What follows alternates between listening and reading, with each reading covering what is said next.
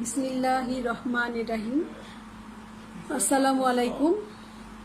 আমি সালমা খাতুন, সহকারী অধ্যাপক, ভূগোল ও পরিবেশ বিভাগ, সরকারি শহীদ সোহরাওয়ার্দী কলেজ, ঢাকা। সুপ্রিয় প্রথম বর্ষের ছাত্রছাত্রীরা, তোমরা সকলে কেমন আছো? আশা করি এই দুর্যোগের মাঝে সকলেই আল্লাহর রহমতে অনেক ভালো আছো। আজ অনেক দিন হয় এই বৈশ্বিক দুর্যোগের কারণে তোমাদের সাথে ক্লাসে দেখা হয় না। এই কারণে তোমরা অনেক দূর পিছিয়ে যাচ্ছ পড়ালেখায়। আমি সেই জন্য চেষ্টা করছি তোমাদের কিছু ক্লাস পর্যায়ক্রমে নেওয়ার জন্য। আজ থেকে শুরু করছি এবং তোমরা এই ক্লাসগুলো ফলো করলে আমি আশা করি তোমরা কিছুটা হলেও উপকৃত হবে। আজ আমি তোমাদের প্রথম বর্ষের ছাত্রছাত্রীদের ফিজিক্যাল জিওগ্রাফি হচ্ছে একটি চ্যাপ্টার পৃথিবীর অভ্যন্তর ভাগ সম্পর্কে একটু আলোচনা করব। ইন্টেরিয়র অফ দ্য আর্থ, যেটাকে আমরা বলি পৃথিবীর অভ্যন্তর ভাগ। এখন ভূ অভ্যন্তরের সম্পর্কে জানার জন্য বিজ্ঞানীরা বিভিন্নভাবে চেষ্টা করে যাচ্ছে। পৃথিবীর অভ্যন্তরীণ গঠন সম্পর্কে জানতে হলে ভূ অভ্যন্তরের প্রায় ৬,৪০০ কিলোমিটার গভীরতা পর্যন্ত আমাদের প্রবেশ করতে হবে। খনিজ সম্পদ আহরণের জন্য এ পর্যন্ত 10 থেকে 11 কিলোমিটার গভীর পর্যন্ত আমরা কূপ খনন করতে সক্ষম হয়েছি এবং ক্ষয় কার্যের দ্বারা 20 থেকে 25 কিলোমিটার গভীরতম শিলা উন্মুক্ত হয়েছে। এটি পৃথিবীর কেন্দ্রের গভীরতার তুলনায় খুবই নগণ্য। এছাড়া প্রচণ্ড তাপ, চাপ এবং বৈজ্ঞানিক প্রযুক্তিগত উন্নয়নের অভাবে মানুষের পক্ষে প্রত্যক্ষভাবে পৃথিবীর অভ্যন্তরের গঠন এবং উপাদান সম্পর্কে জানার কোনো উপায় নেই। তবে কতিপয় তথ্যের ভিত্তিতে বৈজ্ঞানিকগণ এর গঠন ও উপাদান সম্পর্কে অভিহিত হয়েছেন। এখন যেহেতু আমাদের ভূ অভ্যন্তরে প্রবেশ করার সুযোগ নেই, সেহেতু আমাদের কতগুলো তথ্যের সাহায্য নিয়েই ভূ অভ্যন্তরটা কি অবস্থায় রয়েছে, কি রকম রয়েছে সেটা জানা সম্ভব। এখন যেসব তথ্যের ভিত্তিতে বিজ্ঞানীরা ভূ অভ্যন্তর সম্পর্কে জানতে পারেন তা হচ্ছে আগ্নেয়গিরির অগ্ন্যুৎপাত, পৃথিবীর চৌম্বক ক্ষেত্র এবং ভূমিকম্পের তরঙ্গের মাধ্যমে। এখন আগ্নেয়গিরির অগ্ন্যুৎপাত সেটা আমরা সকলেই জানি। আগ্নেয়গিরি ভূপৃষ্ঠে কোনো ফাটল বা ছিদ্র বা জ্বালামুখ দিয়ে যখন গলিত ভূ অভ্যন্তরে গলিত উপাদানগুলো যখন ভূপৃষ্ঠ দিয়ে বের হয়ে আসে তখন সেটাকে আমরা আগ্নেয়গিরি বলি। এখন আগ্নেয়গিরির অগ্ন্যুৎপাতের ফলে ভূগর্ভস্থ গলিত যে শিলাগুলো রয়েছে, যেটাকে আমরা ম্যাগমা বলি, তা ভূপৃষ্ঠে নির্গত হয়ে সঞ্চিত এবং শীতল হয়। এই লাভা গঠিত শিলা পরবর্তীকালে যখন শীতল হয় তখন বিজ্ঞানীরা কি করেছে, ওটাকে পরীক্ষা করে পৃথিবীর অভ্যন্তরের শিলাটা কি রকম রয়েছে, কি অবস্থায় রয়েছে, এর উপাদান কি তা জানতে পারে। তার মানে কি, এই লাভাগুলো আমরা পরীক্ষা করে কি করতে পারি, পৃথিবীর অভ্যন্তরের শিলার গঠন, প্রকৃতি এবং গঠনকারী উপাদানগুলো সম্পর্কে আমরা জানতে পারি। 2 নম্বর হচ্ছে পৃথিবীর চৌম্বকত্ব বা চৌম্বক ক্ষেত্র, যেটাকে আমরা বলি। এখন পৃথিবী একটি বিরাট চুম্বক, সেটা আমরা জানি। এর রয়েছে মাধ্যাকর্ষণ শক্তি, সবকিছুই সে তার নিজের কেন্দ্রের দিকে টানছে। এখন পৃথিবীর কেন্দ্রে প্রচুর পরিমাণে রয়েছে লৌহ এবং নিকেল। এই লৌহেরও কিন্তু চৌম্বকত্ব রয়েছে। এসব তথ্য বিশ্লেষণ করেও ভূ অভ্যন্তরের গঠন সম্পর্কে জানা যায়। 3 নম্বর যেটা রয়েছে আমাদের ভূমিকম্পের তরঙ্গ। এখন আর্থকোয়েক বা সিসমিক ওয়েভ যেটাকে আমরা বলি, ভূপৃষ্ঠ হঠাৎ করে কখনো কখনো মৃদু আবার কখনো প্রচণ্ড গতিতে কেঁপে ওঠে, যা কয়েক সেকেন্ড স্থায়ী হতে পারে। এরূপ হঠাৎ ও ক্ষণস্থায়ী যে কম্পন, সেটাকে আমরা কি বলি, ভূমিকম্প বলি। এখন ভূমিকম্প সংঘটিত হওয়ার জন্য কি করি আমরা, ভূমিকম্প যে সংঘটিত হওয়ার সময় ভূকম্পন কেন্দ্র থেকে, ভূমিকম্পের যে কেন্দ্র, ভূকম্পন যে কেন্দ্র, সেখান থেকে একই সাথে 3 ধরনের তরঙ্গের উৎপত্তি হয়। প্রাকৃতিক ও কৃত্রিম তরঙ্গের সাহায্যে ভূতত্ত্ববিদগণ পৃথিবীর গভীর অভ্যন্তর সম্পর্কে জানতে সচেষ্ট হয়েছেন। একজন চিকিৎসক যেমন এক্স-রে মাধ্যমে আমাদের দেহের ভিতরের যে কি অবস্থা রয়েছে সেটা জানতে পারেন, তদ্রূপ ভূবিজ্ঞানীরাও এই ওয়েভের মাধ্যমে, এই তরঙ্গের মাধ্যমে প্রাকৃতিক এবং কৃত্রিম তরঙ্গের গতি প্রকৃতি লক্ষ্য করে ভূ অভ্যন্তর সম্পর্কে তথ্য সংগ্রহ করতে পারেন। ভূপৃষ্ঠের বিভিন্ন কেন্দ্র থেকে ভূকম্পন লেখ যন্ত্র, যেটাকে আমরা বলি সিসমোগ্রাফ, তার সাহায্যে তরঙ্গগুলোর গতি প্রকৃতি গৃহীত হয়। এর মাধ্যমে ভূ অভ্যন্তরীণ নানাবিধ তথ্য সম্পর্কে আমরা অবহিত হতে পারি। তার মানে কি, আমরা 3 ধরনের উপাত্তের সাহায্যে ভূ অভ্যন্তর সম্পর্কে জানতে পারি। যেহেতু আমাদের ভূ অভ্যন্তরে প্রবেশ করার কোনো সুযোগ নেই, সেই উৎসগুলো হচ্ছে, 1 নাম্বার হচ্ছে আমাদের কি, আগ্নেয়গিরির অগ্ন্যুৎপাত, পৃথিবীর চৌম্বক ক্ষেত্র, এবং তৃতীয়ত হচ্ছে ভূকম্পন তরঙ্গ।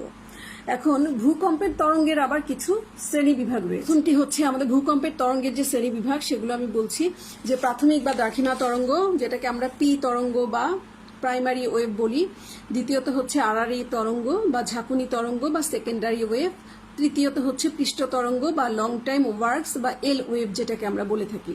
এখন প্রাথমিক বা দ্রাঘিমা তরঙ্গ সেটা কি, সেটাকে আমরা প্রাইমারি ওয়েভ বলি, সংক্ষেপে পি তরঙ্গ বলে থাকি। এটি সবচেয়ে দ্রুত গতি সম্পন্ন একটি তরঙ্গ। পৃথিবীর অভ্যন্তরে শিলারাশি ভেদ করে প্রতি সেকেন্ডে এটি 5 থেকে 8 কিলোমিটার বেগে অগ্রসর হয়।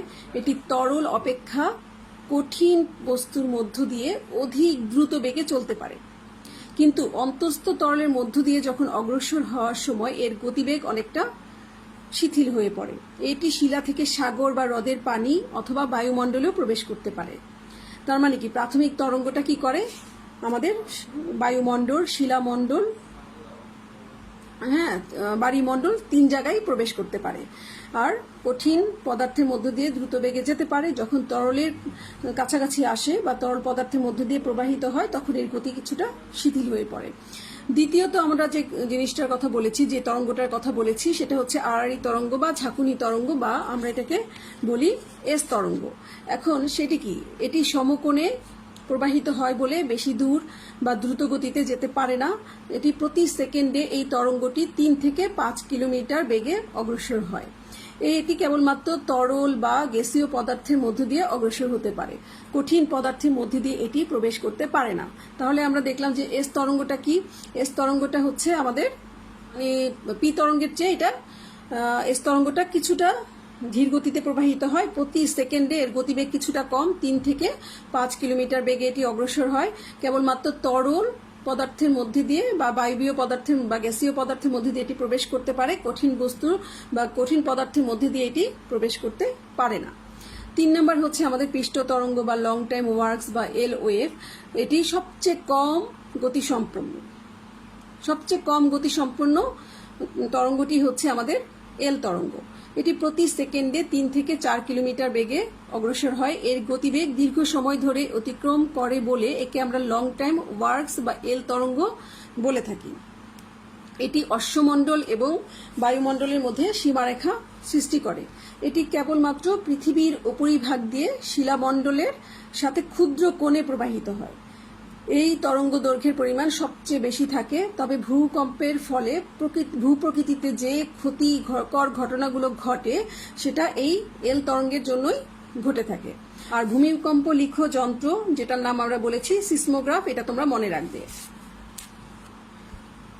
এখন আমি তোমাদেরকে যে জিনিসটা পড়াবো সেটা হচ্ছে লিথোস্ফিয়ার অর ক্রাস্ট অথবা পৃথিবীর অভ্যন্তরীণ গঠন সম্পর্কে। এখন ভূপৃষ্ঠে বহু সক্রিয় বা জীবন্ত আগ্নেয়গিরি রয়েছে, যেটা আমরা মাঝে মাঝেই দেখি যে ফুটন্ত লাভা বেরিয়ে আসছে তা থেকে। এ থেকে প্রমাণিত হয় যে পৃথিবীর অভ্যন্তরভাগ এখনও প্রচণ্ড উত্তপ্ত অবস্থায় রয়েছে। আমরা জানি সৃষ্টির আদিকালে পৃথিবী প্রায় অগ্নিময় অবস্থায় ছিল, তারপর ধীরে ধীরে তাপ বিকিরণ করে ঠান্ডা হয়ে বর্তমান অবস্থায় এসছে।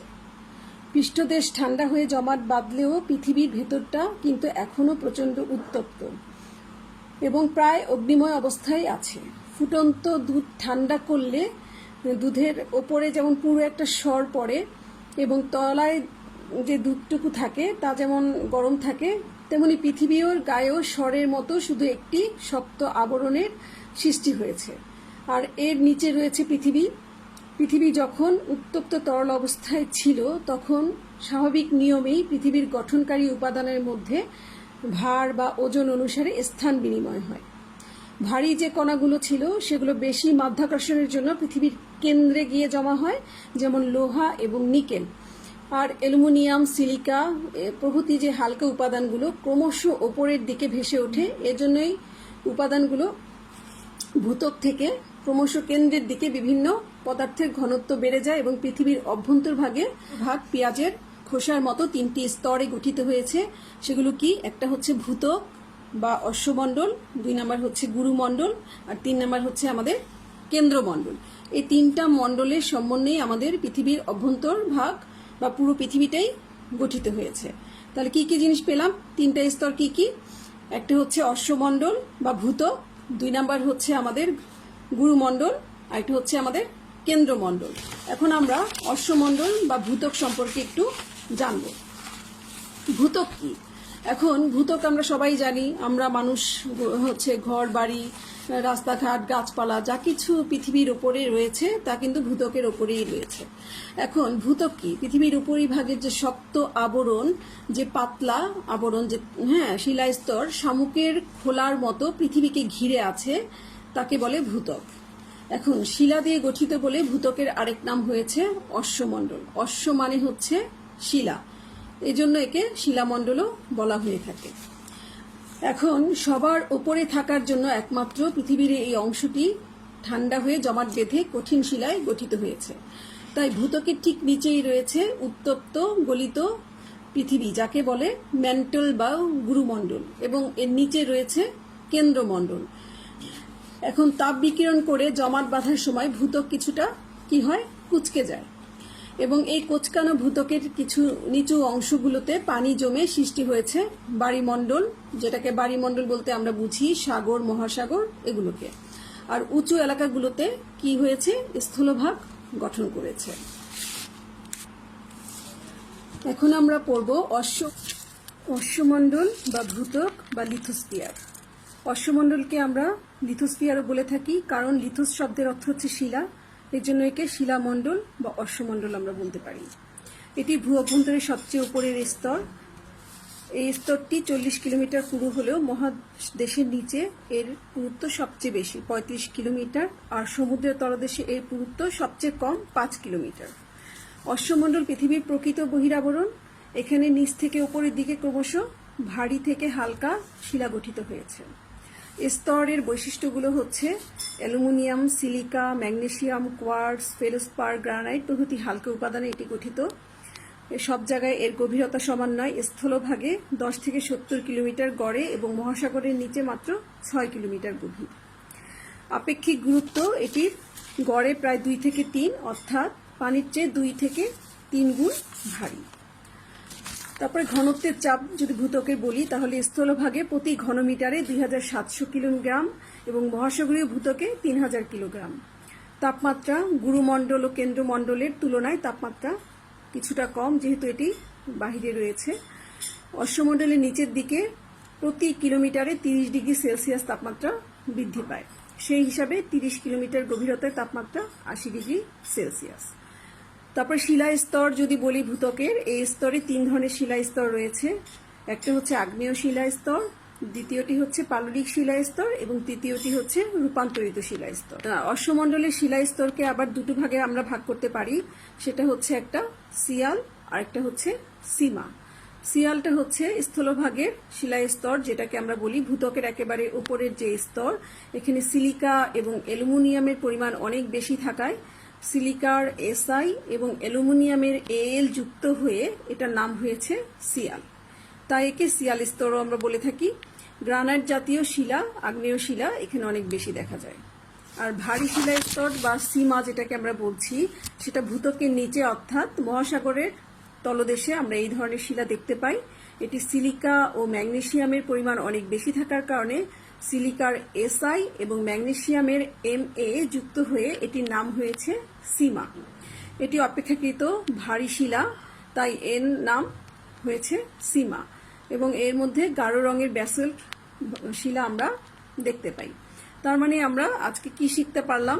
যে পৃথিবীর ভূ অভ্যন্তর সম্পর্কে আমরা কিভাবে জানতে পারি, কোন মাধ্যমগুলোর মাধ্যমে ভূ অভ্যন্তরের তথ্যগুলো সম্পর্কে আমরা ভূ অভ্যন্তরের তথ্য সম্পর্কে জানতে পারি, ভূ অভ্যন্তরের হচ্ছে গঠন সম্পর্কে জানতে পারি এবং সেই উৎসগুলো কি কি। এছাড়া আমরা জানতে পেরেছি ভূত্বক কি এবং ভূ অভ্যন্তরকে কয়টি স্তরে ভাগ করা হয়েছে। আজ আমরা এ পর্যন্তই পড়লাম। পরবর্তী ক্লাসে আমরা গুরুমণ্ডল এবং কেন্দ্রমণ্ডল সম্পর্কে আলোচনা করব এবং এগুলোর গঠন, প্রকৃতি এবং বৈশিষ্ট্য নিয়ে আলোচনা করব। আজকে এই পর্যন্তই। তোমরা ভালো থেকো, সুস্থ থেকো, বাসায় থেকো।